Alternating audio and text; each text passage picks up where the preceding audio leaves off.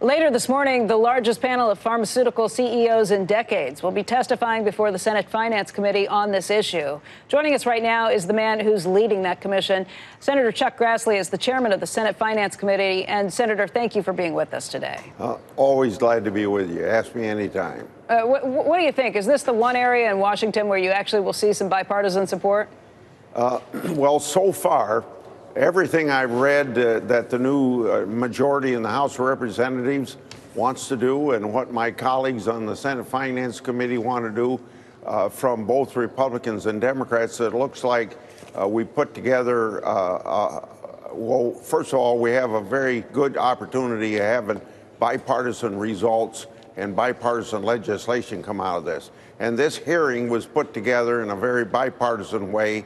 The companies that we're having on the panel today were agreed to by both the Republican and Democrat members of the committee, and they generally include companies that have had drug pricing issues from our respective constituents.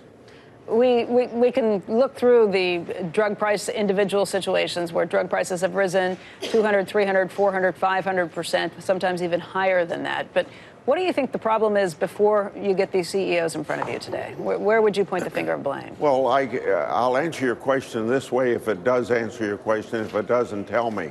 But I think that there's not enough information available about how prices are arrived at. There seems to be a great deal of secrecy. And for me, on a lot of legislative issues, particularly my oversight work, transparency brings accountability. So we need to get some transparency into it. When there's more transparency, the marketplace ought to work better. And then in the end, we have to have some explanations of why, for instance, prices are set way up here, but then there's rebates that bring the prices down here.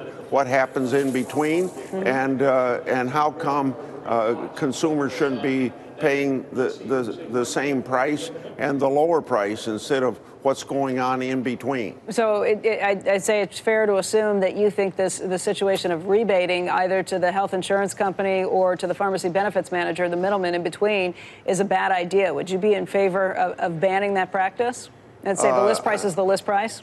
I'm not sure I can answer your question now, but we've got to have some explanations of why. And it doesn't seem reasonable to me that we have this differential. And by the way, we're not going to stop this investigation just with pharmaceutical companies. We're going to have PBMs and other players in the industry. Companies, people that are making these deals and bringing about the rebates, and what's their role? Don't seem to know as much about that as we ought to. And then what extent is the free market not working? What extent is there collusion, as an example? The administration has put forth a plan that would tie Medicare drug pricing to drug prices in foreign countries where those prices tend to be cheaper. The industry has come out against that for the most part. Where do you come down on that?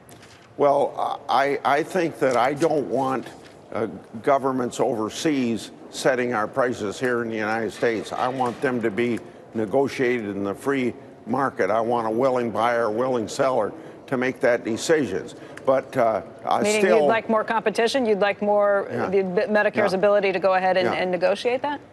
I don't want the government negotiating, if that's what your question is. Well, the government basically is the biggest payer for these things. They tend to set the rate. If they're not negotiating, there's other people who have said that you'll never actually get to lower prices. Well, when you brought up government negotiation, I thought you were bringing up to have Part D of Medicare be handled just exactly like VA. I'm not in favor of that. Right.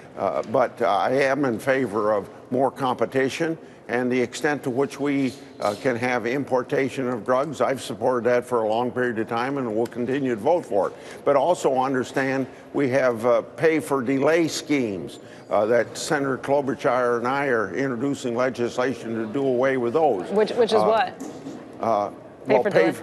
Pay for delay is when a patent runs out, the brand company goes to a generic and pays them to keep the generic off the market. So obviously you don't get the cheaper drug on the market as fast. And then another one would be when they don't cooperate with with a generic company to get the information that the brand company has, so they can get something approved by the FDA a lot faster. Then the idea is to get generics on the market faster, so you have more competition because generics are cheaper.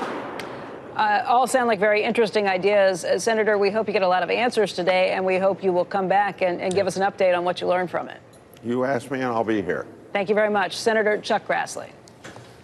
I'm out next week. You think Senator wants to come in here? And I mean, he'll come anytime. Come in and be for you? Like, yeah, sit here.